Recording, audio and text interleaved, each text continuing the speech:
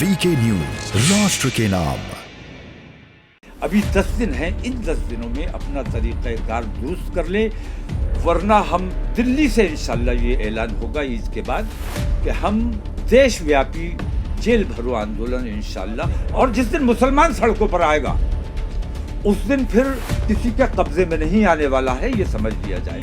और अगर नरेंद्र मोदी धृतराष्ट्र की भूमिका से बाहर नहीं आए तो हिंदुस्तान में भी महाभारत होने से कोई बचा नहीं सकता। एक तरफा कार्रवाई का अमल जारी रखा और तासुब और नफरत, सबका विकास और सबका साथ कहने भर की बात है, वरना सच्ची बात यह है कि ये एक नारा भर है, असल में इस पर अमल नहीं हो रहा है। इसलिए मैं हुकूमत से मांग ये करता हूँ कि अभी 10 दिन हैं, इन 10 दिनों में अपना तरीक़ाकार दुरुस्त कर ले, वरना हम दिल्ली से इंशाल्लाह ये ऐलान होगा ईद के बाद कि हम देशव्यापी जेल भरो आंदोलन इंशाल्लाह, और उसमें हिंदू मुस्लिम तमाम लोग शामिल होंगे जो अपने देश से प्यार करते हैं। देशव्यापी जेल भरो आंदोलन जिसमें हर ज़िले से, हर सूबे से अपने देश की एकता और भाईचारे में यकीन रखने वाले लोग, और ख़ास तौर से मुसलमान समाज के लोग, क्योंकि जब तुम हमारे साथ रहना नहीं चाहते, हम कहीं जा नहीं सकते, पाकिस्तान हमें कबूल नहीं करेगा, बांग्लादेश हमें कबूल नहीं करेगा, चाइना हमें कबूल नहीं करेगा, हम कहाँ जाएं? हुकूमत हमारी बात सुनेगी नहीं, हमारी बात मानेगी नहीं। कोर्ट में हमें इंसाफ की अब उम्मीद नहीं रही। कोर्ट से जिस किस्म के फैसले आ रहे हैं, मैं देख रहा हूं कि कोर्ट को नजरअंदाज कर दिया गया है। जुर्म किया है, ऑन दी स्पॉट फैसला हो रहा है। किसी पर इल्जाम लगाया गया, मुजरिम में और मुल्जिम में अंतर होता है, आरोपी और अपराधी में अंतर होता है। तो आरोपी के घर पे बुलडोजर चला देना ये अन्याय है।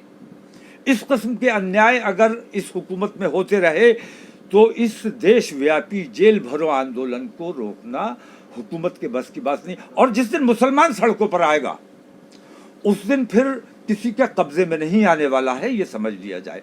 तो मैं हुकूमत को चेतावनी देता हूँ, ख़ास तौर से नरेंद्र मोदी सरकार को मैं चेता देना चाहता हूँ कि अगर उन्होंने अपने इस तरीक़ेकार को फौरी तौर पर दुरुस्त नहीं किया, और उनकी खामोशी, तुम सबके प्रधानमंत्री हो, तुम्हारे मुल्क में इस किस्म की बेईमानी हो रही है और तुम खामोश हो, मूक दर्शक बने हुए, अंधे और बहरे बने हुए, ऐसा लगता है तुम महाभारत के धृतराष्ट्र हो। क्या नाम था उनका, वो जो अंधे महाभारत में थे, यही थे। तो धृतराष्ट्र की वजह से ही अगर धृतराष्ट्र अंधे और बहरे न बने रहे होते और वो तमाम बेईमानी न देखते रहे होते तो महाभारत ना हुई होती। और अगर नरेंद्र मोदी धृतराष्ट्र की भूमिका से बाहर नहीं आए तो हिंदुस्तान में भी महाभारत होने से कोई बचा नहीं सकता, क्योंकि आतंकवादियों के हौसले बहुत बुलंद हैं और पुलिस और प्रशासन और हुकूमत का सहयोग उनको बराबर मिल रहा है। ये देश के लिए बहुत घातक और बहुत ख़तरनाक बात है। देखिए, ऐसा है, आम आदमी पार्टी बीजेपी पर इल्ज़ाम लगा रही है, बीजेपी आम आदमी पार्टी पर आरोप प्रत्यारोप चल रहा है। जो गिरफ्तार हुए हैं, बीजेपी कहती है कि वो आम आदमी का कार्यकर्ता है, आम आदमी वाले कहते हैं और फोटो दिखाते हैं कि ये बीजेपी का कार्यकर्ता है, बीजेपी का समर्थक है। लेकिन जिन लोगों को भी गिरफ्तार किया गया है, ज़बरदस्ती की गई है। मस्जिद के सामने रोज़े की हालत में जब हम थे और ऐन रोज़े के वक्त पर, जिस वक्त मुसलमान बेचैन होता है कि जल्दी से अजान हो जाए और हम रोज़ा खोल लें, मुसलमान के ऊपर ये इल्ज़ाम लगाया जा रहा है कि पहले से प्लान किया हुआ था, उन्होंने दंगा करना था। मुसलमान अगर प्लान किए हुए होता तो कुछ हथियार होते उसके पास। पत्थर फेंकना मजबूरी है। जब हम पर हमला आवर होगे तो अपनी हिफाजत के लिए, अपनी मस्जिद की हिफाजत के लिए हमें कुछ ना कुछ तो करना पड़ेगा।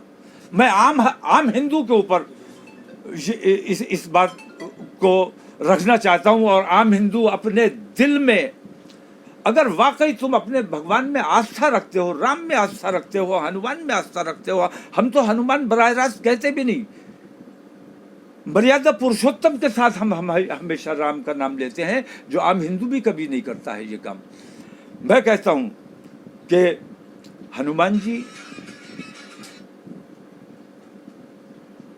हनुमान चालीसा पढ़िए, अपने रब को राजी करना।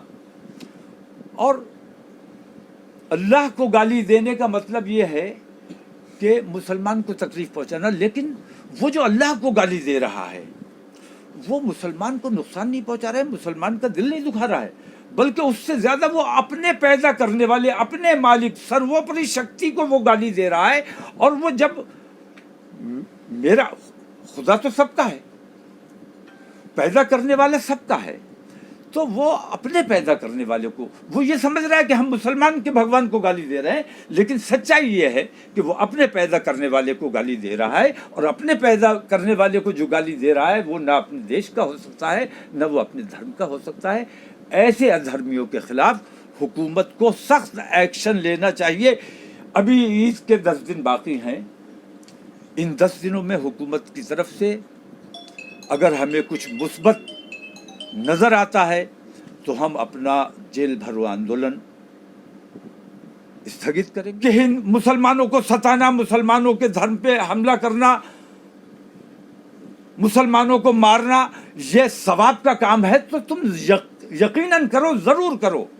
लेकिन अगर तुम्हारे धर्म में ये नहीं आया है तो फिर कौन से धर्म को मानने वाले हो तुम? अपने धर्म की मान्यता, अपने धर्म में, तुम्हारे धर्म में क्या ज़रूरी है उस पर गौर करो। अगर मुसलमानों से लड़ाई तुम्हारे धर्म में ज़रूरी है, लड़ो, हम लड़ने को तैयार हैं, हम पिटने को तैयार हैं, कत्ल होने को तैयार हैं। लेकिन हिंदू को ख़ास तौर से ये तय करना चाहिए कि हिंदुत्व उन्हें किस चीज़ की तालीम देता है, उनका धर्म उन्हें किस चीज़ की तालीम देता है। तो पेरेंट्स को मैं अपील करता हूँ कि अपने बच्चों को सच्चा हिंदू, अच्छा हिंदू बनाने की कोशिश करो। आतंकवादी और दंगाई बनने से अपने बच्चों को किसी सूरत से रोक लो, क्योंकि आतंकवाद होगा, दंगा फसाद होगा तो दोनों तरफ तकलीफ़ और परेशानी होगी, दोनों तरफ का नुकसान होगा, जानो माल का नुकसान होगा, ये जानो माल।